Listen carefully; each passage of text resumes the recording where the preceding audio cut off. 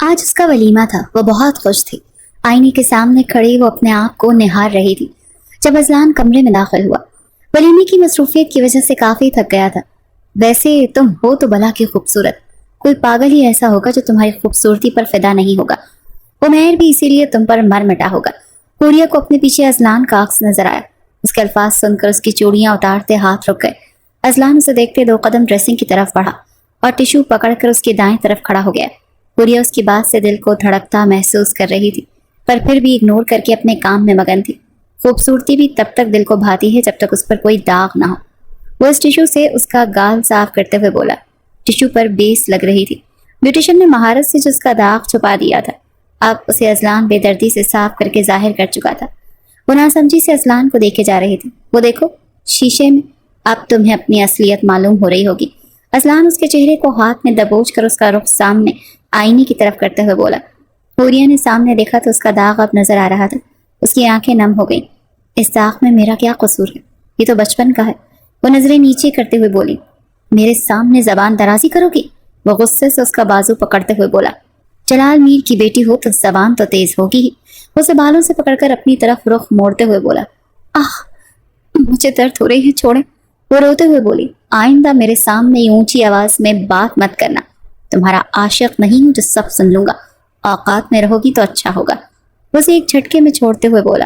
حوریہ اپنا توازن برقرار نہ رکھ پائی اور زمین پر گری۔ اذلان اس کے ہاتھ پر پاؤں رکھ کر آگے بڑھا اور کمرے سے باہر نکل گیا۔ ماں، وہ اپنے ہاتھ کو سہلاتے ہوئے بولی۔ وہی اذلان کا رویہ ایک دم بدل جانے پر شوق میں تھی۔ ابھی کل ہی تو وہ اس سے محبت کا اظہار کر رہا تھا، اور اب یہ سب کیا ہو گیا؟ وہ معاف دماغ کے ساتھ کافی دیر وہیں بیٹھی رہی۔ کچھ دیر بعد خود کو سنبھال کر وہ چینج کرنے واش روم میں گھس گئی۔ جلال میر اس وقت عیش کے عالم میں تھے۔ انہیں یقین نہیں آ رہا تھا کہ اتنا بڑا سچ ان سے چھپایا جائے گا۔ کہاں ہے عمار؟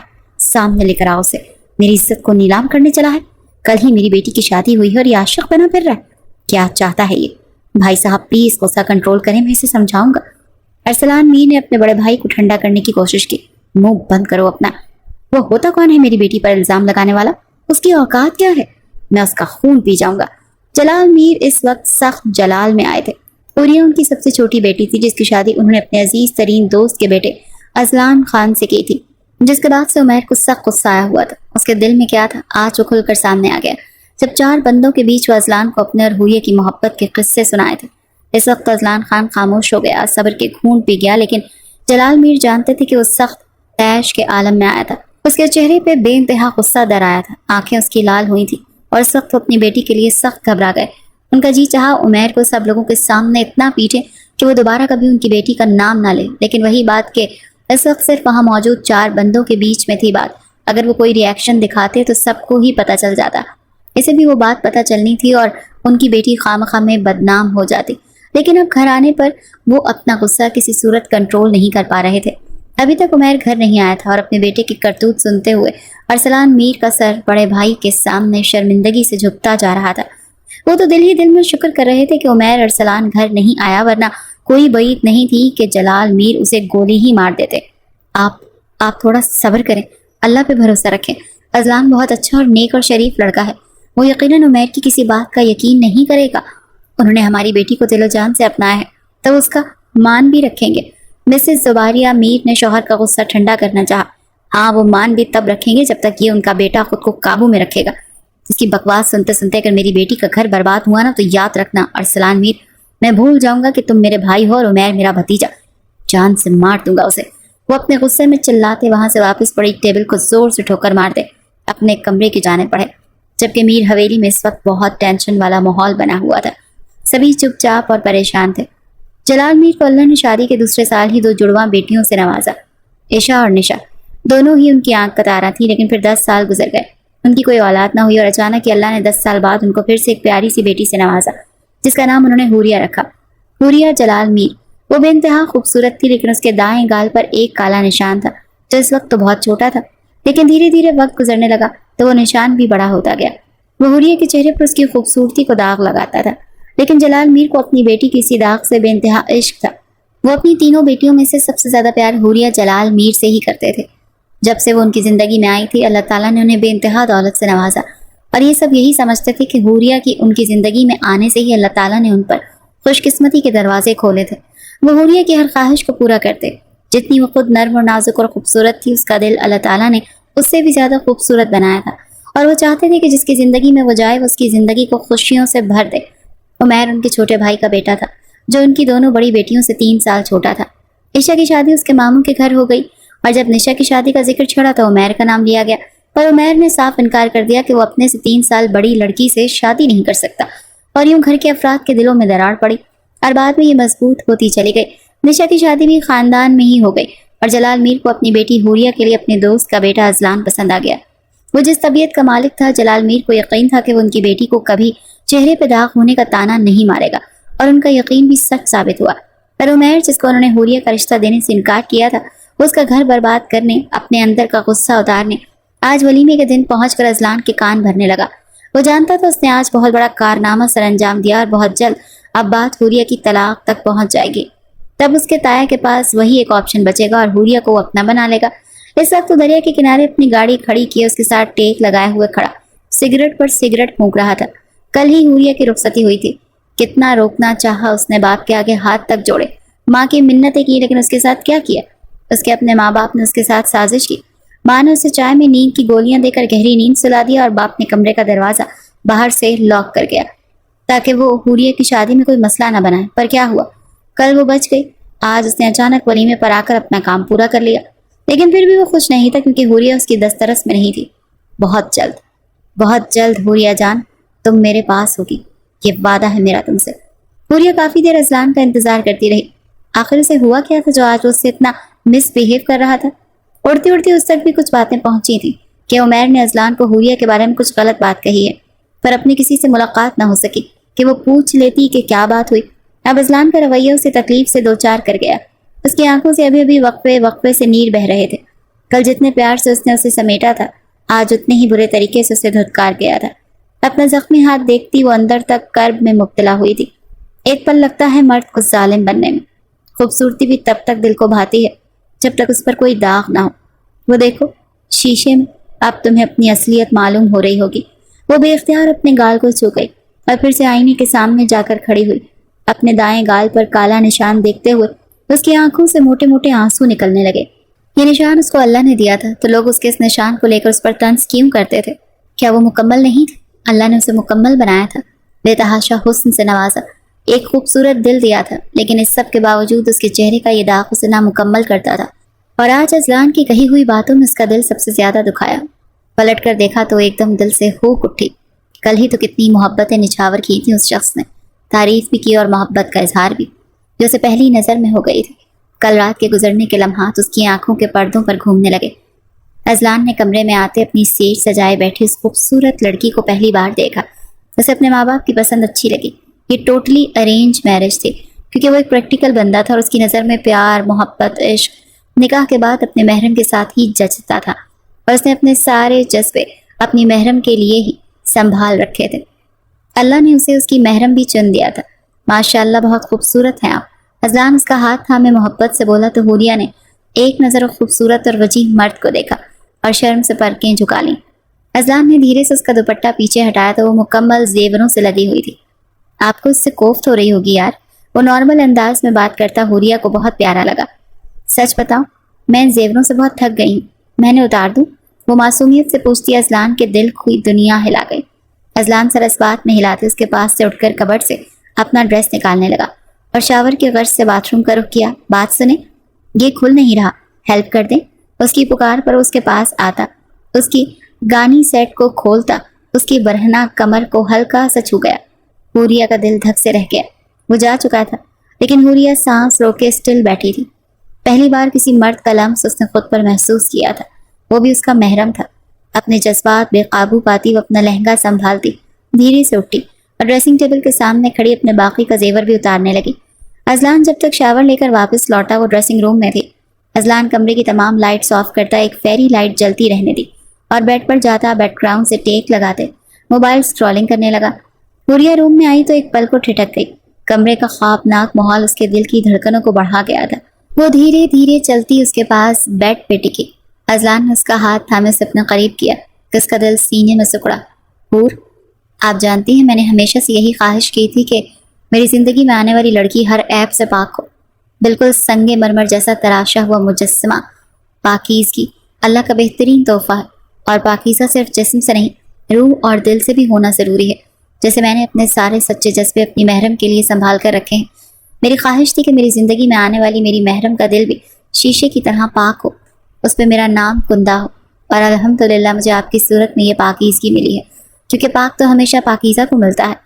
वो उसको अपनी सांसों से भी करीब करता अपने हिसार में ले गया। धीरे धीरे उसके माथे पर लब रखता वो उसे मोतबर कर गया। उसका पहला प्यार भरा लम्स सूर्या ने अपने दिल में उतरता हुआ महसूस किया।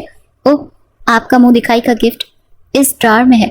ओह, उसके लिए डायमंड सेट लाया था, सब मुझसे ले लीजिएगा।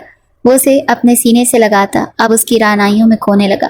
सूर्या के दिल की धड़कनें सर पर दौड़ रही थी, हाथ पैर कांपने लगे, जबकि अजलान अब अपने जज्बात की रौ में बहकता जा रहा था। धीरे से उसका सर तकिए पे रखता वो उसके लबों पर झुकने लगा कि ठहर गया। आपको डर तो नहीं लग रहा? क्या मैं छू लूं आपको? वो इतने प्यारे अंदाज में पूछ रहा था कि हुर्रियत उस पर दिलो जान से फिदा हुई।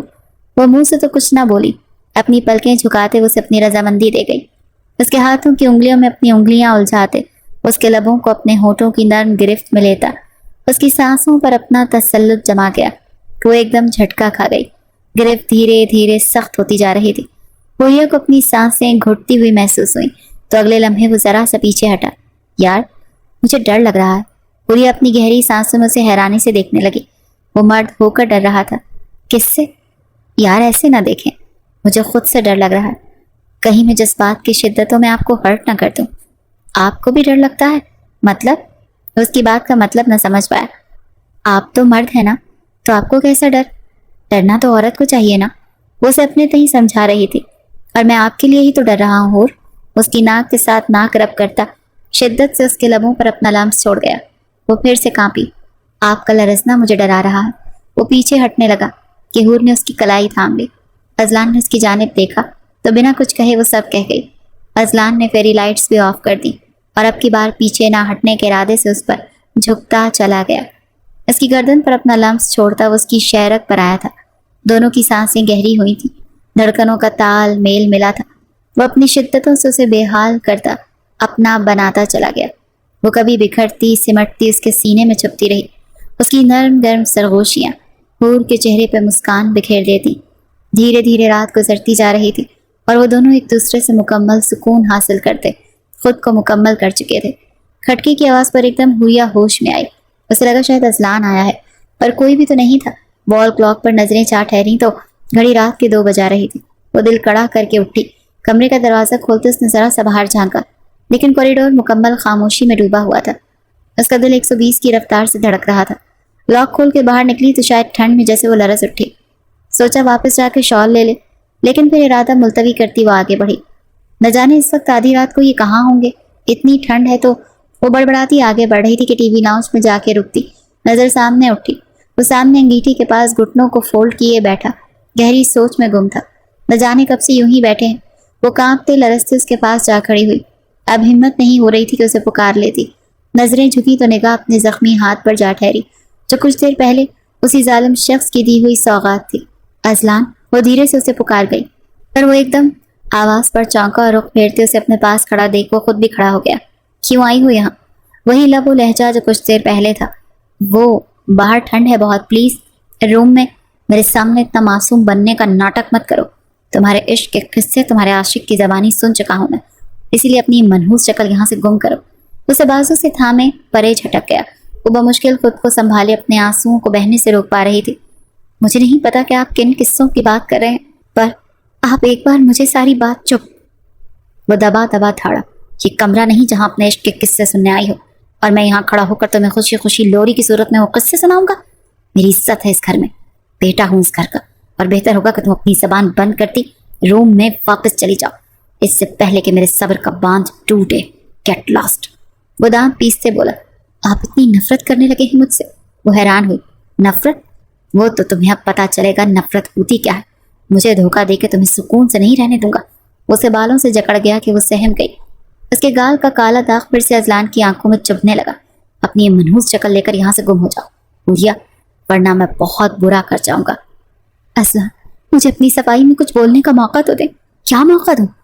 वलीमे पे 4 बंदों के सामने तुम्हारा आशिक किससे लेकर बैठा था, اور سب کو سنا رہا تھا کہ اس ایک کی جرت نہیں اسے روکتا، وہ تمہارا باپ جو صرف زبانی کلام ہی اپنا غبار نکالتے ہیں۔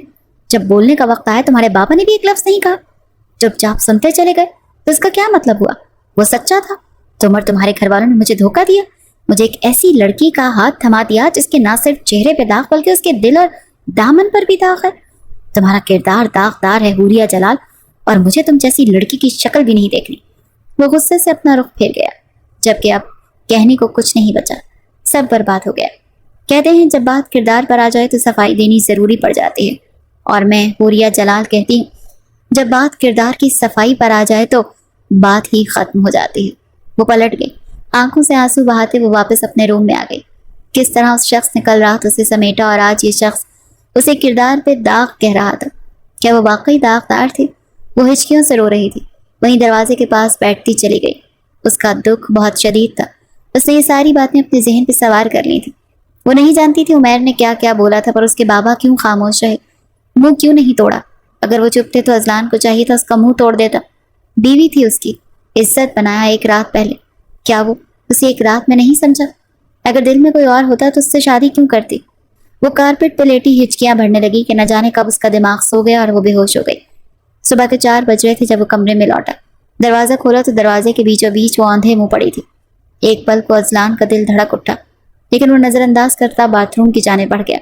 واپس لوٹا تو وہ ابھی بھی اسی حالت میں تھی۔ نیچے جھک کر بیٹھتے اس کا چہرہ دیکھنے لگا، جہاں آنسوؤں کے مٹے مٹے نشان تھے۔ چہرے پہ انتہا کی معصومیت تھی۔ اس کے چہرے کا وہ بلیک نشان اذلان کا دل دھڑکا رہا تھا۔ اس کی خوبصورتی کو چھپاتا نہیں بلکہ مزید اجاگر کرتا تھا، لیکن وہ کل سے اس کی بار بار بے عزتی کر رہا تھا، اس داغ کو نشانہ بنا رہا تھا، اس کے کردار کی دھجیاں اڑا رہا تھا، کیونکہ عمیر نے بھری محفل میں واضح الفاظ میں کہا تھا کہ وہ اور حوریہ ایک دوسرے کو شدت سے پسند کرتے تھے، لیکن تایا جان نے زبردستی سے اذلان کے ساتھ بیاہ دیا، ورنہ وہ اس کی ہوتی۔ اور بھی اس طرح کی کئی باتیں تھیں۔ ان باتوں کی وجہ سے وہ بہت اپسیٹ تھا، اور اب تک وہ حوریہ کی شکل بھی دیکھنا گوارا نہیں کر رہا تھا۔ خود کو اس کمرے سے دور کر لیا تھا، کہیں غصے میں وہ اسے چوٹ نہ پہنچا دے، کچھ غلط منہ سے نہ نکال دے کہ سب کا مان ٹوٹ جائے، خاص کر اس کے بابا اور اس کی دادی کا، جو حوریہ سے بے حد محبت کرتے تھے۔ آخر وہ ہاشم خاندان کے قریبی دوست جلال میر کی بیٹی تھی۔ وہ سر جھٹکتا اٹھنے لگا کہ نظر اس کے ہاتھ پہ جا ٹھہری۔ اف، اس کے ہاتھ پہ زخم، وہ بھی اسی کا دیا ہوا تھا۔ ایک دم سے اسے اپنی باہوں میں بھرا اور بستر کی جانب لاتا، اس کا سر تکیے پہ رکھتا، اس پہ ذرا سا جھکا تھا۔ وہ نیند میں ہچکی لے گئی اور سختی سے سہمے ہوئے اذلان کی قمیض کو جکڑ لیا، جیسے وہ کوئی برا خواب دیکھ رہی ہو اور ڈر رہی ہو۔ اذلان نے دھیرے سے اپنی شرٹ کو چھڑایا اور اس پر کمفرٹر کھول دیا۔ وہ بہت خاموشی سے فجر ادا کرنے مسجد کی جانب نکل گیا۔ کچھ سکون دنیا والوں کی باتوں سے نہیں، صرف اللہ کو یاد کرنے سے ملتا ہے، بلکہ ہر سکون کی دوا صرف اللہ کی ذات ہے۔ وہی ہے جو دلوں پر مہر لگا بھی دیتا ہے اور اسے ہٹا بھی دیتا ہے۔ کیا زبردست کام کیا ہے تم نے، بہت خوبصورت پکس ہیں۔ بس اب دیکھنا یہ پکس ان کے رشتے کی دیواروں میں آخری کیل ثابت ہوں گی، اور پھر سب ختم، وہ صرف میری ہو جائے گی۔ عمیر فون پر کسی سے بات کرتا اسے پکچرز کے حوالے سے بتا رہا تھا، جو ابھی تھوڑی دیر پہلے اسے واٹس ایپ پر موصول ہوئی تھی۔ وہ اپنی گندی چال کھیل رہا تھا کہ گھر میں کوئی نہیں جانتا، پر وہ حوریہ کی زندگی میں زہر گھول چکا تھا۔ اس نے بنا دیری کیے وہ پکچرز اذلان کے نمبر پر فارورڈ کر دی۔ اب آئے گا مزہ مائی لیڈی، حوریہ جان، یو آر اونلی مائن۔ یہ چھوٹی سی تکلیف اور برداشت کر لو بس، پھر اس کے بعد ایک بار میری دسترس میں آ جاؤ، پلکوں پر بٹھا کر رکھوں گا، ہر دکھ کا مداوع کروں گا۔ وہ دل ہی دل میں حوریہ سے مخاطب تھا۔ اسے یوں لگ رہا تھا جیسے وہ سوچ رہا تھا سب ویسا ہوگا، حوریہ کو طلاق ہوگی اور پھر عدت کے بعد وہ اس سے نکاح کر لے گا۔ لیکن وہ یہ نہیں جانتا تھا جب اوپر والا بگاڑنے کے بجائے سنوارنا شروع کر دے تو دنیا کی کوئی طاقت اسے بگاڑ نہیں سکتی۔ وہ اپنے زوم میں اس وقت فرعون بنا ہوا تھا، اور فرعون تو کسی دور میں بھی آئے غرق ہی ہوا ہے۔ وہ سب صبح کا ناشتہ کر رہے تھے۔ رات بھر بنا بستر کے زمین پہ سوئے رہنے سے حوریہ کو ہلکا ہلکا بخار ہو گیا۔ وہ بمشکل اٹھتی، نماز فجر ادا کر کے دوبارہ سو گئی۔ اسے بہت ٹھنڈ لگ رہی تھی۔ صبح ناشتے کے لیے ملازمہ بلانے آئی تو اسے بخار میں تپتا دیکھ وہ بھاگ کر مہر النساء کو بلا لائی۔ دادی نے اس معصوم کا بخار چیک کیا تو ایک گھورتی نگاہ پوتے پر ڈالی، جو اپنا رخ دوسری جانب پھیر گیا۔ روبی، میرا فون لے کر آئیں، ڈاکٹر علیشہ کو کال کروں، آگے بچی کو چیک کریں۔ وہ کسی کو توفیق نہیں ہونی، وہ ساتھ اسے بھی سنا گئیں۔ وہ بنا ان کی بات کا جواب دیے باہر نکل گیا۔ کچھ دیر تک ڈاکٹر علیشہ نے آ کر حوریہ کا مکمل چیک اپ کرتے اسے میڈیسنز تجویز کر دی اور اسے اسٹریس سے دور رکھنے کا کہا۔ دادی جان کو سمجھ نہیں آ رہا تھا کہ اچانک ازلان اور حوریہ کے بیچ آخر ایسی کیا بات ہو گئی کہ دونوں ایک دوسرے کے پاس ہوتے ہوئے بھی اس قدر دور تھے۔ دن تک حوریہ کا بخار کافی حد تک کم ہو گیا تھا۔ گھر سے اس کی والدہ کی کال آئی، اس نے اٹینڈ کی، لیکن اپنے اور ازلان کے بیچ ہوئی کسی بات کا ذکر ماں سے نہیں کیا۔ وہ جانتی تھی اس کی ماما چھوٹے سے دل کی مالک ہیں، اگر انہیں ازلان اور اس کے جھگڑے کا پتہ چلا تو شاید وہ سہن نہ کر پائیں۔ اس کے بابا جتنے دبنگ قسم کے انسان تھے، اس کی ماما اتنی ہی ڈرپوک اور بدھو سی تھی۔ بس انہیں اپنے شوہر کے موڈ کی ہی اتنی زندگی تک فکر ستاتی رہی۔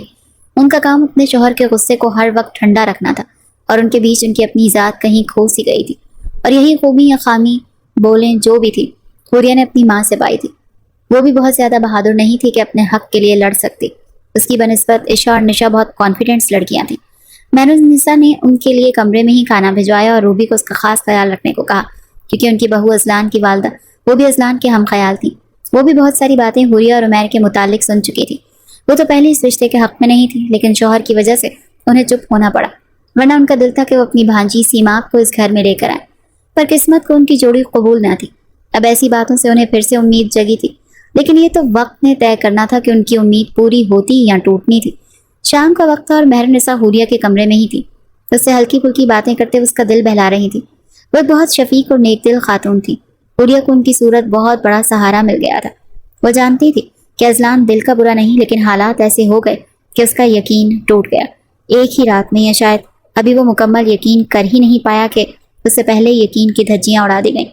مہرنسا اسے سمجھا رہی تھی کہ وہ تھوڑا صبر رکھے، اللہ صبر کرنے والوں کو پسند کرتا ہے، اور اسے بھی صبر کا پھل ضرور ملے گا، کیونکہ سچ کو جتنا مرضی جھوٹ کے لبادے میں اوڑھا دیا جائے، سچ کبھی چھپتا نہیں، وہ ظاہر ہو ہی جاتا ہے۔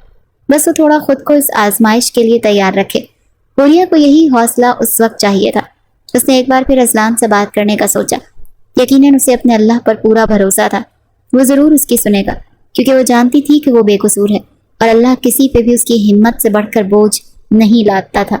وہ غصے سے آگ بگولا ہوتا حویلی میں داخل ہوا۔ بابا جان، بابا جان، وہ ہاشم خان کو پکار رہا تھا کہ سب وہاں جمع ہونے لگے۔ آپ نے کیوں کیا میرے ساتھ ایسا؟ وہ اپنے اندر کا درد چھپائے نہیں چھپا پا رہا تھا۔ اب کیا ہو گیا؟ کل انہوں نے اسے بہت طریقے سے سب سمجھایا کہ وہ حوریہ کو ایک موقع دے کے دیکھے، کیا واقعی اس کے کردار میں جھول ہے؟ کچھ وقت تو دے، پھر فیصلہ کرے۔ لیکن آج پھر وہ بھڑکا ہوا تھا۔ یہ دیکھے، جسے آپ بہت پارسا سمجھتے تھے اس کے کرتوت۔ وہ موبائل ان کے سامنے کر گیا، جہاں عمیر اور حوریہ کی پکچرز تھیں، جس میں وہ دونوں ایک دوسرے کے قریب تھے۔ کچھ پکچرز میں تو حوریہ کے گال پہ وہ کس بھی کر رہا تھا، اسی گال پر جہاں اس کا داغ تھا۔ وہ تڑپ اٹھا تھا کہ اس کی بیوی کو اس سے پہلے بھی کسی نے چھوا ہے۔ اس کے حصے میں وہ لڑکی آئی جو نہ خود پاک تھی، نہ اس کا کردار پاکیزہ تھا۔ وہ تڑپتا نہ تو کیا کرتا؟ ہاشم خان وہ تصویریں دیکھتے بری طرح سرخ ہوئے تھے، جبکہ دادی جان بھی ازلان کے پاس آ گئیں۔ دور ریلنگ پر ہاتھ سختی سے ٹکائے حوریہ کی نگاہیں ازلان پر تھیں۔ دل کسی سوکھے پتے کی مانند لرز رہا تھا۔ وہ نہیں جانتی تھی ان تصویروں میں کیا ہے، پر اتنا ضرور پتا تھا کہ اس کی عزت کا جنازہ نکل چکا۔ یہ وقت بھی آنا تھا کہ سب کے سامنے حوریہ جلال میر کو اپنی عزت کی گواہی دینی پڑنی تھی۔ بتائیں مجھے، کیوں کیا آپ نے میرے ساتھ ایسا؟ میرے ساتھ ایک ایسی لڑکی کو کیوں جوڑا جس کا دل پہلے ہی کسی اور کا تھا؟ اس کی زندگی میں کوئی اور شخص تھا؟ بتائیں۔ میں نے تو آپ پر بھروسہ کیا تھا، کیونکہ مجھے یقین تھا کہ میرے بابا میرے لیے کسی غلط لڑکی کا انتخاب کر ہی نہیں سکتے، پر میرا یقین ٹوٹ گیا۔ میں ٹوٹ گیا بابا۔ اس کی آنکھوں کے گوشے نم ہوئے تھے۔ مسز ہاشم نے بھی موبائل اپنے ہاتھ میں لیا تو ان کے چہرے پہ بھی غصہ در آیا۔ آپ کو کہا تھا مت کریں غیروں پر اعتبار، دیکھ لیا اس کا نتیجہ؟ میرا بیٹا ٹوٹ گیا، اسے آپ کی عزت اور انا نے توڑ دیا۔ کیا برائی تھی میری بھانجی میں؟ اتنی پڑھی لکھی اور ازلان کو پسند بھی کرتی تھی۔ اس کا دل شیشے کی طرح صاف تھا، اور اس کے دل پر ازلان کا نام لکھا تھا۔ اگر آپ حامی بھر لیتے تو میرے بیٹے کی زندگی میں ایک ایسی لڑکی آتی جو صرف اس کی ہوتی۔ مسز ہاشم بھی دل کے پھپولے پھوڑنے لگی۔ ازلان اپنے بال مٹھی میں جکڑ گیا۔ اسے اپنی پہلی رات رہ رہ کر یاد آ رہی تھی، جب وہ ٹوٹ کر اس کی باہوں میں سمٹ رہی تھی۔ وہ آنکھیں نیچے وہ پل یاد کرتا خود کو بے بس پا رہا تھا۔ آیا وہ احساس سچ تھا، یا جو دکھائی دے رہا تھا وہ سب سچ تھا؟ دماغ کہتا یہی سچ ہے جو سامنے ہے، اسے دھوکہ ملا ہے، پر دل کہتا وہ لڑکی اپنے جذبات میں سچی تھی۔ وہ اس وقت بری طرح سے ذہنی دباؤ کا شکار ہوا تھا۔ بیٹا ازلان، سنبھالو خود کو، بڑے موجود ہیں، ہم مل کر کوئی فیصلہ لیں گے۔ آپ بس خود کو سنبھالیں۔ مسز ہاشم نے بیٹے کو حوصلہ دیا۔ فیصلہ؟ حوریہ کا جسم پوری طرح ہل گیا۔ وہ ہاتھ ہٹاتی سیڑھیوں کی جانب بڑھی۔ اسے اپنے کردار کی صفائی دینی تھی، چاہے قسم ہی کیوں نہ اٹھانی پڑتی۔ وہ اپنا گھر بچانے کے لیے ہر حد سے گزر جانے والی تھی۔ ابھی وہ چند سیڑھیاں اتری تھی کہ اذلان خان کی نگاہ اس پر اٹھی۔ وہ اس کی لال آنکھوں کے ڈوروں سے بری طرح سہم کر وہیں رک گئی۔ اچھا ہوا آ گئی سامنے، تمہیں شرم نہ آئی؟ شادی سے پہلے کسی نامحرم کی باہوں کا ہار بنتے؟ میرا ہی بیٹا ملا تھا برباد کرنے کے لیے؟ مسز ہاشم غصے سے پھنکاری۔ تمہیں یہاں سے چلے جانا چاہیے حوریہ، تمہاری میرے بیٹے کی زندگی میں کوئی جگہ نہیں۔ اذلان، جو رشتہ ناسور بننے لگے اور آپ کو نگلنے لگے، اس رشتے کو اپنی زندگی سے کاٹ پھینکنا ہی اچھا ہے، اور روز روز کے رونے سے بہتر ہے کہ ایک ہی بار رو لو۔ اور پھر مسز ہاشم اپنی چال چل چکی تھی۔ پتھر گرم تھا تو ضرب بھی بڑے زور کی لگنی تھی۔ چنگاری پھوٹتے ہی آگ لگا دینے سے گھر تباہ ہو جاتا ہے، اور آگ لگ چکی تھی۔ اب بربادی ہی مقدر تھی۔ میں اذلان خان اپنے پورے ہوش و حواس میں حوریہ جلال میر کو طلاق دیتا۔ ہر سو سناٹا چھا گیا۔ ان الفاظ کی تکلیف حوریہ کے دل میں ٹھیس جگا گئی۔ اس سے پہلے کہ وہ مزید بولتا، حوریہ کی آنکھوں کے آگے اندھیرا چھا گیا، اور وہ جو آدھی سیڑھیوں تک پہنچی تھی لڑکتی نیچے آئی اور آندھے منہ اس کے سامنے گری۔ اس کا بے حس و بے حرکت وجود دیکھتے وہاں موجود سبھی افراد گنگ رہ گئے۔ کوئی بھی اپنی جگہ سے نہیں ہلا تھا، سبھی تو ساکت ہو گئے تھے۔ وقت بھی جیسے رک گیا تھا۔ اس کے ماتھے سے خون بہا تو مہر نساء نے دل پر ہاتھ رکھ لیا۔ مسز ہاشم بھی گھبرا گئیں۔ بیٹے کی اس حرکت پر ہاشم خان کا خون کھول اٹھا۔ آہ اذلان! اذلان نے پاس پڑی ٹیبل پر دونوں ہاتھوں سے مکے برسائے۔ ٹیبل چکنا چور ہو گیا، اس کے دونوں ہاتھ زخمی ہو گئے۔ اس وقت خان حویلی میں ایک کوہرام مچا ہوا تھا۔ عمیر نے وہ آگ لگائی تھی کہ ایک پورا ہستا بستا گھرانہ برباد ہو رہا تھا۔ آپ انہیں گھر لے جا سکتے ہیں، آپ یہ بہتر ہیں، بس احتیاط کیجیے گا، زخم ابھی تازہ ہے، آلودہ نہ ہو، ڈاکٹر نائلہ نے مہر نساء اور ہاشم خان سے کہا، تو وہ حوریہ کو بہت پردے میں گھر لے آئے۔ اب کیا کریں؟ اذلان سے مجھے یہ امید نہیں تھی۔ رات کے تقریباً 12 بج رہے تھے۔ شام میں جو کچھ ہوا اس کے بعد سے اذلان خود کو زخمی کرتا حوریہ کو اسپتال پہنچانے کے بعد وہاں سے چلا گیا تھا۔ دادی جان اور ہاشم خان نے اس کا ہاسپٹل میں ٹریٹمنٹ کروایا تھا۔ وہ اسے واپس تو لے آئے تھے، اس کے ماتھے پر زخم آیا تھا، اسے بینڈیج کر دی گئی تھی، پر وہ ایک زندہ لاش کی طرح بیٹھی تھی جسے اسے اب بس دفنانا ہے۔ مہر نساء اس معصوم کو دیکھتی آنسو بہانے لگیں۔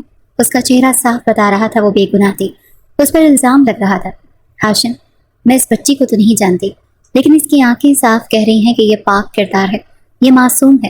اماں جان، مجھے لگتا ہے میری تربیت میں ہی کوئی کمی رہ گئی جو اذلان نے آج یہ حرکت کی۔ وہ بھی افسردہ تھے۔ کیا حوریہ کو واپس اس کے گھر؟ ارے پاگل ہو گئے، ایسا سوچنا بھی مت، دادی نے ٹوک دیا۔ لیکن اذلان نے تو اس سے طلاق نہیں ہاشم بیٹا، ابھی طلاق واجب نہیں ہوئی، اذلان نے ایک طلاق دی ہے، ابھی حوریہ عدت میں ہے، جب تک کہ اذلان خود اس کی طرف رجوع نہیں کرتا۔ وہ افسردگی سے بولی، اور اگر اس نے نہ کیا تو؟ ہاشم خان کے دل میں خوف خدا سمایا۔ پھر بیٹا عدت کے بعد طلاق مکمل ہو جائے گی اور حوریہ اذلان کی زندگی سے نکل جائے گی۔ وہ بھی دل پر پتھر رکھے بولتی چلی گئیں، جبکہ دور بیٹھی حوریہ ابھی بھی کسی غیر مرئی نقطے کو گھورے جا رہی تھی۔ آہ، یہ مرد ذات بھی نہ کبھی کبھی کتنے ظالم ہو جاتے ہیں، جیتی جاگتی لڑکی کو زندہ لاش بنا دیتے ہیں۔ کیا یہ اذلان کے ساتھ اس کے کمرے میں نہیں؟ اس سے ان دونوں کے بیچ مزید درار ڈالنے کا خطرہ ہے۔ یہ میرے پاس میرے کمرے میں رہے گی تب تک جب تک اذلان کو اپنی غلطی کا احساس نہیں ہو جاتا، یا جب تک عدت نہیں ختم ہو جاتی۔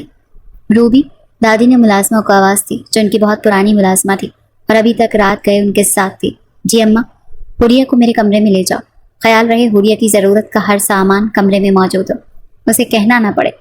وہ روبی سے سنجیدگی سے کہتے اس کے جاتے ٹھنڈی آہ بھر گئی۔ طلاق کی 3 قسمیں ہیں۔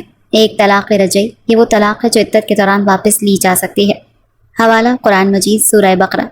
ترجمہ: طلاق 2 بار ہے، پھر یا تو نیکی سے روک لینا ہے یا حسن سلوک کے ساتھ جوڑ دینا ہے۔ طلاق بائن، اس طلاق میں نکاح ختم ہو جاتا ہے، رجوع کے لیے نیا نکاح درکار ہے۔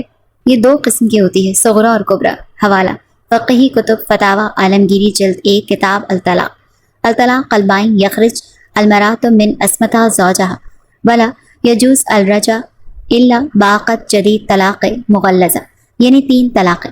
یہ وہ طلاق ہے جس میں ایک ساتھ یا وقفے وقفے سے 3 طلاقیں دی جاتی ہیں، اور اس کے بعد رجوع تبھی ممکن ہوتا ہے جب عورت کسی دوسرے مرد سے نکاح کر کے طلاق لے، حلالے کی شرط۔ حوالہ قرآن مجید سورہ بقرہ۔ ترجمہ: پھر اگر شوہر اسے طلاق دے دے تو وہ اس کے لیے حلال نہ ہوگی جب تک کہ وہ کسی دوسرے شخص سے نکاح نہ کرے۔ اچانک سے ہی زباریہ بیگم کی آنکھ کھلی تو جلال میر بھی ہڑبڑا کر اٹھ بیٹھے۔ کیا ہوا زباریہ، ٹھیک ہو نا؟ وہ ان کو گہرے سانس بھرتے دیکھتے پریشان ہوئے۔ میر صاحب، میری بچی، میری حوریہ، وہ جیسے تکلیف میں ہے، اس کو کوئی تکلیف ہے۔ وہ روتے بلکتے بولے جا رہی تھی۔ جلال صاحب نے انہیں گلے سے لگایا اور تھپکی دینے لگے۔ اپنی بیٹی کے لیے وہ خود بھی بہت پریشان تھے، لیکن کسی سے ذکر نہیں کرتے تھے۔ پر اب بیوی کی بھی حالت اپنے جیسی دیکھ وہ مزید پریشان ہو رہے تھے۔ آپ فون کر کے پتہ کریں نا، میری حوری ٹھیک تو ہے؟ وہ ان سے منت بھرے لہجے میں بولی۔ ابھی بہت رات ہو گئی ہے، صبح ہوتی ہے تو فون کرتا ہوں، خود بھی بات کروں گا اور تم سے بھی کرواؤں گا۔ بس اب رونا بند کرو اور چلو شاباش سو جاؤ، اللہ سے اچھے کی دعا کرو۔ وہ اسے تسلیاں دے رہے تھے۔ میں تہجد ادا کر لوں۔ وہ اٹھ گئی تھی، اپنی بیٹی کے نیک نصیبوں کی دعا کرنی تھی اللہ سے، کیونکہ وہی بے چین دلوں کو راحت پہنچاتا ہے۔ اذان 2 دن سے حویلی ہی نہیں آیا تھا۔ حوریہ مہر النساء کے کمرے میں رہ رہی تھی، بالکل خاموش ہو گئی تھی۔ ماں کا فون آیا، باپ سے بھی بات ہوئی، لیکن دادی کے سمجھانے پر وہ ان کا مان رکھتے اپنے گھر والوں سے طلاق کی بات چھپا گئی۔ اس کا دل بالکل ٹوٹ چکا تھا۔ وہ اب اذلان کے ساتھ کوئی تعلق نہیں رکھنا چاہتی تھی، جو کسی بھی سنی سنائی بات پر یقین کر کے اسے پلک جھپکتے طلاق دے گیا۔ بس اب اسے دادی جان کا مان پورا کرنا تھا، بس خاموشی سے اپنی عدت مکمل کرنی تھی اور پھر اپنے ماں باپ کے پاس واپس لوٹ جانا تھا۔ وہ جانتی تھی اب اس رشتے کا یہی انجام ہونا لکھا تھا، لیکن دادی جان اسے کچھ بھی غلط سوچنے نہیں دے رہی تھی۔ اسے اللہ سے لو لگانے کی تلقین کرتے اسے اپنے دل میں ہمت اونچا مقام دے گئی تھی۔ وہ ان کے لیے غیر تھی، لیکن ان کا مان رکھ گئی تھی اور اپنے گھر والوں سے چھپا گئی تھی، اور دوسری طرف ان کا پوتا تھا جو ان کا مان توڑ گیا تھا۔ 1 مہینہ پلک جھپکتے گزر گیا۔ اذلان 1 ماہ تک منظر عام سے غائب رہا تھا۔ وہ فارم ہاؤس میں رہ رہا تھا اور آج 1 ماہ بعد گھر واپس لوٹا تو جیسے بہت ہی اجڑی حالت میں تھا۔ مسز ہاشم تو بیٹے کو دیکھتی ہی رہ گئی۔ شیو پڑی ہوئی تھی، بال بکھر کر ماتھے پر آئے ہوئے تھے، کوٹ بازو پر اٹھایا ہوا تھا، ٹائی کی نوٹ ڈھیلی تھی، ہاتھوں پہ ابھی بھی زخموں کے نشان تھے، جیسے وہ ان پہ کوئی مرہم نہیں لگا رہا تھا۔ وہ ابھی بھی الجھا اور بکھرا سا لگا۔ اس کے آنے کا منظر دادی جان نے بھی دیکھا۔ پوتے کی یہ حالت دیکھ کر ان کا دل بھی پسیجا، لیکن اگلے ہی پل وہ نظر انداز کر گئیں۔ میرے بچے اذلان، یہ کیا حال بنا لیا؟ مسز ہاشم کی آنکھیں بیٹے کو اس حال میں دیکھ کر رو دی۔ وہ خاموشی رہا اور شکست خوردہ قدموں سے اپنے کمرے کی جانب بڑھ گیا، جو بالکل ویسا ہی تھا، خاموش، سنسان۔ وہ کمرہ اسے ایک دم کاٹ کھانے کو دوڑنے لگا۔ ہمت کرتا وہ بستر پر جا بیٹھا، جس کی چادر میں ایک سلوٹ تک نہ تھی۔ خان پلیز رک جا، وہ گہرے سانس بھرتی معصوم سے دیکھنے لگی۔ ہرٹ کر دیا نا؟ اذلان نے اس کے لبوں کو بے باکی سے چھوتے دھیرے سے کہا۔ آپ جنونی ہو رہے ہیں، مجھے آپ کے جنون سے ڈر لگ رہا ہے، وہ اس کو دھیرے سے کہتی پلکیں جھکا گئی۔ اذلان کے لبوں کو دھیمی سی مسکان نے چھوا۔ مجھے بھی اپنے جنون سے ڈر لگتا ہے حور، آپ بہت نازک ہیں، آپ کی نازکی محسوس کرتے میں خود کو خوش قسمت تصور کر رہا ہوں۔ وہ پھر سے اس پر اپنی شدتیں نچھاور کرتا، میٹھی سرگوشیاں کرتے اسے اپنے مضبوط حصار میں لے گیا۔ یادوں کے پردے سے نکل کر وہ باہر آیا۔ وہ جا چکی تھی، ہاں، اس نے اس سے اپنا رشتہ ختم کر دیا تھا، تو وہ کیوں رکتی؟ اس نے تو شکر کیا ہوگا۔ وہ باہیں پھیلائے بیڈ پر، ٹانگیں بیڈ سے نیچے لٹکائے لیٹ گیا۔ میں نے خود اسے اپنی زندگی سے نکالا ہے، تو میں کیوں اسے یاد کر رہا ہوں؟ وہ آنکھیں میچ گیا۔ تمہارے چہرے کا داغ، تمہارے کردار کا داغ۔ وہ پھر سے اٹھ بیٹھا، کرب سے وہ چلایا۔ اس کے دماغ میں درد کی شدید لہر اٹھی۔ وہ اپنے بال نوچنے لگا، جیسے اس کے دماغ کی نس پھٹ جانی تھی۔ اے کاش کہیں ایسا بھی ہوتا کہ 2 دل ہوتے سینے میں، ایک ٹوٹ بھی جاتا عشق میں تو تکلیف نہ ہوتی جینے میں۔ وہ ساری رات اس کی جاگ کر کٹی تھی۔ صبح ہوتے ہی اذلان آفس کے لیے نکلا تھا۔ اتنے دنوں سے وہ آفس بھی نہیں گیا تھا، فارم ہاؤس میں بند تھا، کافی مسئلے ہو گئے تھے آفس میں، اسے اب جانا تھا۔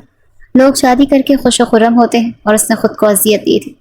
وہ سر جھٹکتا نیچے جانے لگا کہ اسے حوریہ کی ایک جھلک دکھائی دی۔ اذلان نے اسے اپنا وہم سمجھا، کیونکہ اس کے تئیں وہ اپنے ماں باپ کے گھر جا چکی تھی۔ جو کچھ اس نے کیا اس کے بعد حوریہ کا یہاں رہنا بنتا نہیں تھا، لیکن اس کے وہم و گمان میں بھی یہ بات نہیں تھی کہ حوریہ اس حویلی میں ہوگی۔ وہ سر جھٹکتا آگے بڑھتا کہ اس نے پھر سے حوریہ کو دیکھا۔ وہ حوریہ ہی تھی، دادی کے کمرے کی جانب قدم بڑھاتے حد کھلا دروازہ پورا وا کر گیا۔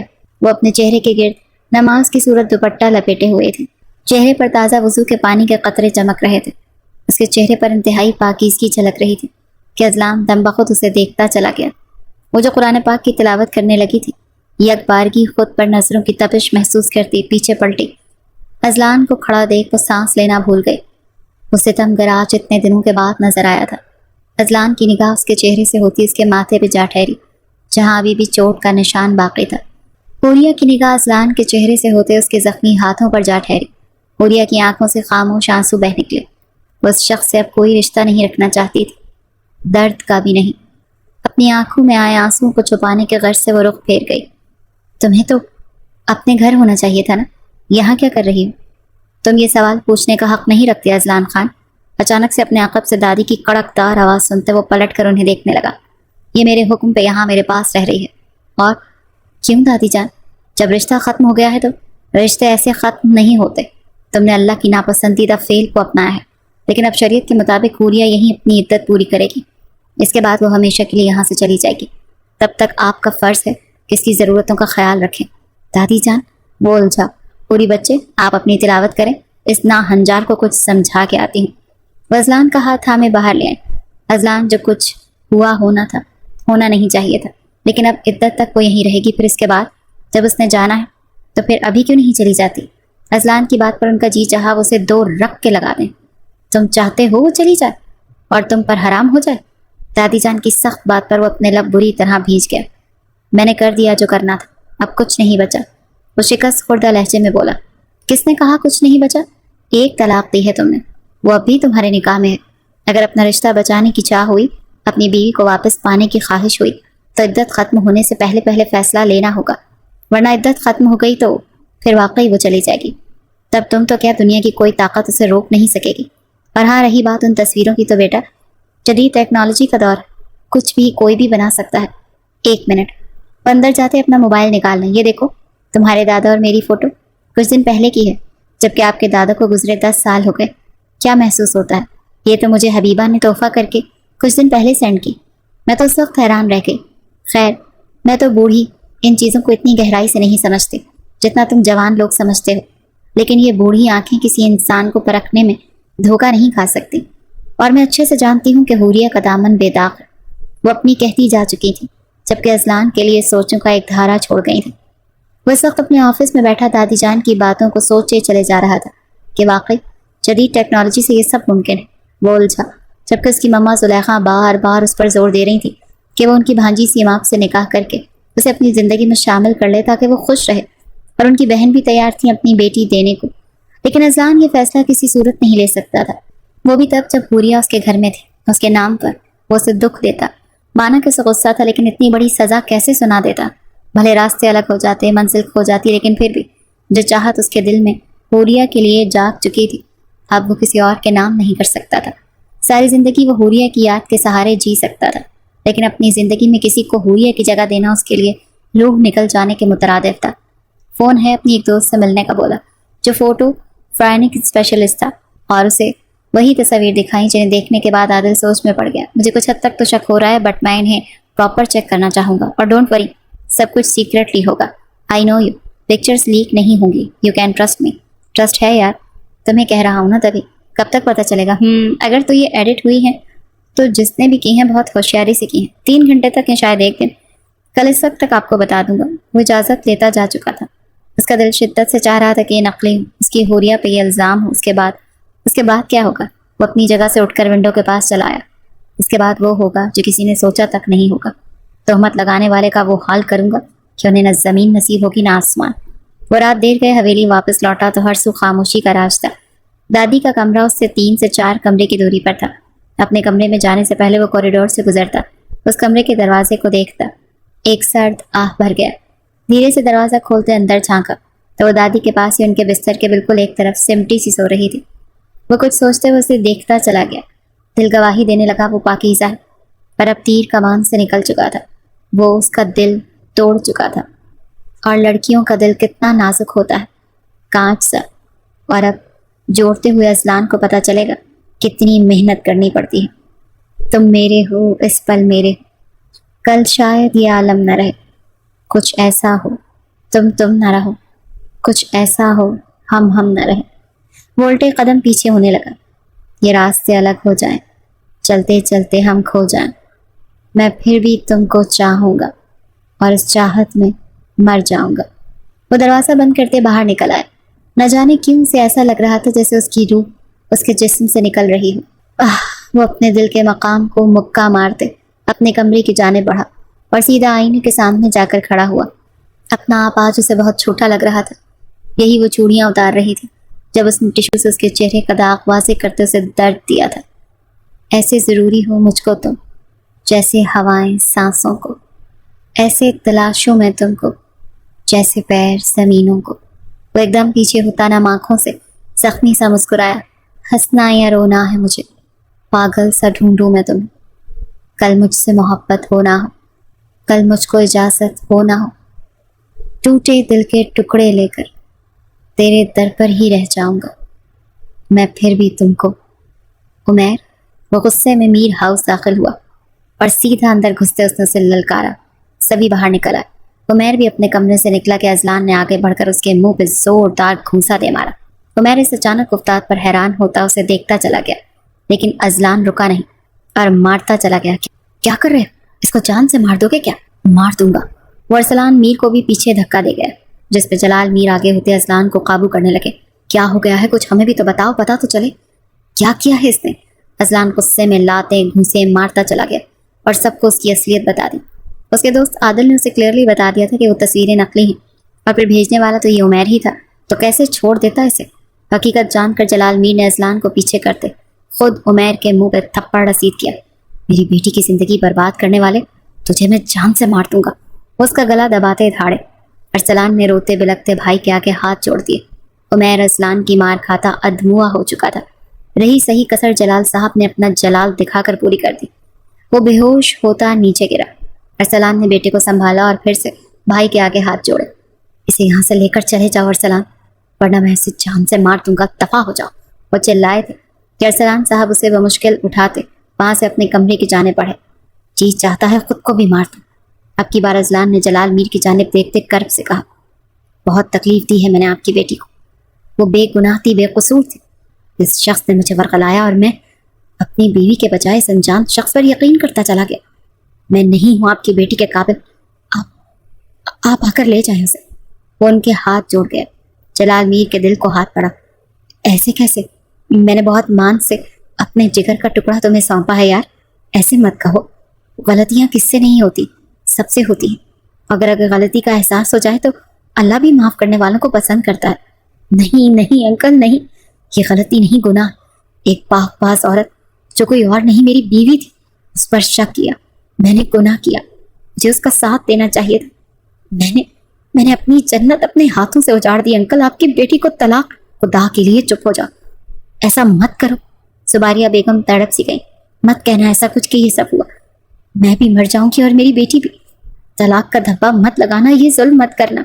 وہ روحاں سے ہوتے جلال میر کا بازو تھامے بولی تو اذلان نے انہیں ساری بات بتا دی۔ وہ نہیں چاہتا تھا کہ اب کسی سے کوئی بات چھپے۔ اس نے جو کیا اسے اس کی سزا ملنی چاہیے تھی، اور وہ انہی پہ اپنی سزا چھوڑ گیا۔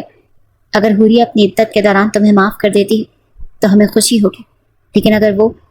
میر صاحب، زباریہ نے روتے ہوئے پکارا تو وہ ہاتھ اٹھا کر روک کر، اگر وہ واپس آنا چاہے تو میں اسے آگے لے جاؤں گا۔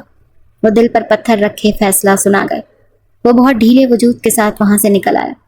حویلی پہنچا تو اندر جانے کی ہمت ہی نہیں پڑ رہی تھی، پر جانا تھا، اسے اپنے کیے کی معافی مانگنی تھی۔ معافی ملتی یا نہ وہ اس کا نصیب، پھر بھی وہ معافی مانگنا چاہتا تھا۔ وہ اپنے آپ پر قابو نہ رکھ پایا۔ وہ طلاق جیسا لفظ زبان پر لے آیا۔ اس نے حوریہ سے معافی کے بعد اللہ سے بھی معافی مانگنی تھی۔ وہ دادی کے کمرے میں آیا تو وہ قرآن پاک کی تلاوت کر رہی تھی۔ وہ گھٹنوں کے بل ان کے پاس گرا تو ان کا دل دہل گیا۔ تلاوت مکمل کرتے، قرآن پاک کو عقیدت سے بوسہ دیتے، غلاف میں رکھا اور بوڑھی ہڈیوں سے اٹھتے اپنے پوتے کے پاس آئیں۔ انہیں ایک ماہ میں پوتے کی حالت دیکھتے اندازہ لگانا مشکل نہ لگا کہ وہ اپنے کیے پر آج نادم۔ دادی، وہ مجھے معاف کر دے گی کیا؟ وہ بلکتے ہوئے سوال پوچھ رہا تھا، جس پہ مہر النساء کا دل ہلکورے بھرنے لگا، جبکہ دروازے میں کھڑا وجود برف کی سیل کی مانند ساکت ہوا۔ سچے دل سے کی گئی توبہ اللہ بھی قبول کر لیتا ہے، انہوں نے اسے حوصلہ دیا۔ اللہ کا بندہ نہیں معاف کرتا نا دادی، میں گنہگار ہوں اس کا، مجھے اس سے… اچانک سے اسے دیکھتے وہ چونکا اور اس کی جانب بڑھا۔ وہ اسے دیکھے خاموش آنسو بہا رہی تھی۔ وہ اب کی بار اس کے آگے گھٹنوں کے بل جھکا اور اپنے ہاتھ اس کے پاؤں پر رکھنے لگا۔ حوریہ کرنٹ کھاتے پیچھے ہٹے۔ وہ پھر سے ہاتھ جوڑ گیا۔ پلیز حور، معاف کر دو، میں نہیں رہ سکتا تمہارے بنا۔ تم پر شک کر کے میں نے خود پر ظلم کیا، میں بہت برا ہوں، لیکن پھر بھی میں معافی کا طلبگار ہوں۔ وہ نم لہجے میں کہتا اسے اپنے لیے نرم کرنا چاہ رہا تھا، پر وہ نرم نہ ہوئی اور رخ پھیر لیا۔ اذلان جیسے سب کچھ ہار گیا۔ وہ پیچھے ہٹ گیا۔ وہ اس کے ساتھ زور زبردستی نہیں کر سکتا تھا اور خاموشی سے کمرے سے نکلتا اپنے کمرے کی جانب بڑھ گیا۔ وہ پیچھے روتی رہ گئی۔ میں تمہیں مجبور نہیں کروں گی حوریہ، لیکن آج اگر وہ ٹوٹ گیا تو بکھر جائے گا۔ عورت کے اندر اللہ نے بہت صبر رکھا ہے بچے، وہ خود کو بھی سنبھال لیتی ہے اور پورے خاندان اور مرد کی آنے والی نسل کو بھی، لیکن مرد کے اندر اتنا صبر نہیں ہے۔ آج میں نے سچ میں اس کی آنکھوں میں ندامت دیکھی۔ آگے تمہاری مرضی، جو دل چاہے راستہ چن لو۔ وہ اب بھی اسی پر چھوڑ گئی تھی۔ موبائل پر میسج ٹون بجی تھی، اس کی ماما کا وائس میسج تھا۔ اس نے دھڑکتے دل سے سنا، حور بیٹا اذلان آیا تھا، جو کچھ بھی ہوا اذلان نے ہمیں سب بتایا، اپنا گناہ بھی، وہ سب سے معافی مانگ کر گیا ہے، تم سے بھی مانگنا چاہتا ہے۔ حور کا دل دکھا، ہمیشہ کی طرح عورت کو ہی جھکنے کا کہا جاتا تھا، کیوں؟ اس نے کرب سے آنکھیں میچی۔ حور معاف کرنا نہ کرنا تمہاری مرضی، اگر اپنا لو اذلان کو تو بھی ٹھیک، نہیں تو بیٹا بابا کو فون کر دینا، وہ لینے آ جائیں گے۔ ان کی روتی آواز سنتے وہ بھی روتی۔ فیصلہ اب اسے خود کرنا تھا۔ اس نے اپنے دل پر ہاتھ رکھا، وہ اب بھی طلاق کا دھبا نہیں چاہتی تھی۔ اس نے پلٹ کر دروازے کو دیکھا اور پھر اگلے لمحے وہ اذلان کے روم میں تھی، جو کارپٹ پر بیٹھا ہاتھ میں بلیڈ تھامے ہوئے تھا، جیسے کچھ غلط کرنے جا رہا، اس سے پہلے کہ وہ خود کو سزا دیتا۔ حوریہ نے اس تک پہنچ کر اس کے ہاتھ سے بلیڈ لے کر دور اچھالا۔ یہ کیا کر رہے تھے آپ؟ وہ تڑپ گئی، جبکہ اذلان اسے دیکھتا حیران ہوا۔ وہ خود کو سزا دینے جا رہا تھا، اپنی زبان کاٹ کر، جس سے اس نے حوریہ کو طلاق دی۔ حوریہ اس کے اس عمل سے سخت ڈر گئی اور اس کے سینے سے لگ گئی۔ اذلان نے اسے اپنے سینے میں سختی سے بھینچا، جس سے اس نے اب اگر چھوڑا تو وہ کہیں اسے چھوڑ کر چلی نہ جائے۔ باہوں میں تیری آ کے لگا، میرا سفر تو یہیں تک ہے، تم پہ شروع تم پہ ختم، میری کہانی تم ہی تک ہے۔ دل کو جو دے راحت سے، تجھ میں ہے وہ خاموشی، 100 بار تلاش لیا خود کو، کچھ تیرے سوا نہ ملا مجھ کو۔ سانسوں سے رشتہ توڑ بھی لوں، تم سے نہ توڑ پاؤں گی، میں پھر بھی تم کو چاہوں گی۔ اس کے ہاتھوں کو چومتے، اس کے ماتھے پہ عقیدت سے لب رکھتے، اس کے گال کو سہلاتے، اس پہ اپنے تشنا لب رکھ گیا اور ایک جھٹکے سے اسے اپنی باہوں میں بھرتا، اسے دیکھتا چلا گیا۔ حوریہ نے اس کے گلے کے گرد باہیں پھیلا دی۔ وہ سیڑھے بستر پر آتا، اس کا دوپٹہ ایک طرف رکھتے، اس کے لبوں پر جھکتا، 1 انچ کے فاصلے پر رک گیا۔ میں اللہ کو حاضر ناظر جان کر تمہیں واپس اپنی زوجیت میں لے رہا ہوں۔ میرے لیے تم انمول ہو حور، میں معافی کے لائق نہیں، لیکن اب اپنے عمل سے ثابت کروں گا کہ تم کتنی انمول، اور اذلان خان تمہیں کتنا چاہتا۔ وہ گہری سانس بھرتا تمام لائٹس آف کر گیا۔ اس کے لبوں کو اپنی گرفت میں لیا تو حور کو پرسکون ہوتی آنکھیں میچ گئی۔ وہ جانتی تھی یہ گناہ معافی کے لائق نہیں تھا، لیکن کسی نے اس کے ساتھ زور زبردستی نہیں کی تھی۔ وہ جو چاہے فیصلہ لے سکتی تھی، پر اس کے دل پہ اذلان راج کر رہا تھا۔ وہ اگر آج اذلان کو چھوڑتی تو یقیناً اس کے ماں باپ اسے ساری زندگی بٹھا کے تو نہ رکھتے، اور کسی اور کے پاس جانا، وہ مر ہی جاتی۔ اسے ایک شخص کا لمس پا کر وہ کسی اور کی سیج نہیں سجا سکتی تھی۔ اپنے دل کی آسودگی کے لیے اس نے اذلان کو معاف کر کے اپنا آپ ایک بار پھر معتبر کر لیا۔ السلام علیکم ورحمۃ اللہ وبرکاتہ۔ ہمارے چینل کی کہانی کو پسند کرنے کا شکریہ۔ ایک بات کی وضاحت دے دوں، جیسے پڑھنے والوں کی کئی کیٹیگریز ہوتی ہیں، اسی طرح کہانیوں کی بھی کئی کیٹیگریز ہوتی ہیں۔ ضروری نہیں کہ ہر کہانی ہر ایک کی پسند کے مطابق ہو، ہر ایک کو اپنی رائے کا اظہار کرنے کا پورا اختیار ہے، لیکن ایسے الفاظ کا چناؤ کریں کہ کسی کی دل آزاری نہ ہو۔ اب یہاں بہت سے ریڈرز کو یہ اینڈ اچھا لگا ہوگا، اور کچھ کہیں گے کہ ہر بار عورت ہی کیوں معاف کرے۔ بھئی اگر اینڈ میں وہ معاف نہ کرتی تو کتنے لوگ دل برداشتہ ہوتے کہ اذلان نے معافی مانگی، خود کو سزا دی، گناہ قبول کیا۔ اتنی سخت دل تھی حوریہ، 100 باتیں حوریہ کے کردار کو ملنی تھی۔ اب اگر معاف کر رہی ہے تو 80% لوگوں کا دل مطمئن ہو جانا۔ تو سوال آپ پر چھوڑتی ہوں، آپ حوریہ کی جگہ ہوتے تو کیا کرتے؟ میں وہی کرتی جو حوریہ نے کیا۔ اب آپ کی باری ہے، تنقید کریں، پر وہ تنقید جو برائے تعمیل ہو، ورنہ تنقید برائے تنقید ایک آسان فعل ہے۔ اپنا بہت خیال رکھیں، دعاؤں میں یاد رکھیں، اور پازیٹیو وے سے اپنی رائے کا اظہار کریں کہ دل سے جو کہی جائے بات اثر رکھتی ہے۔ جزاک اللہ۔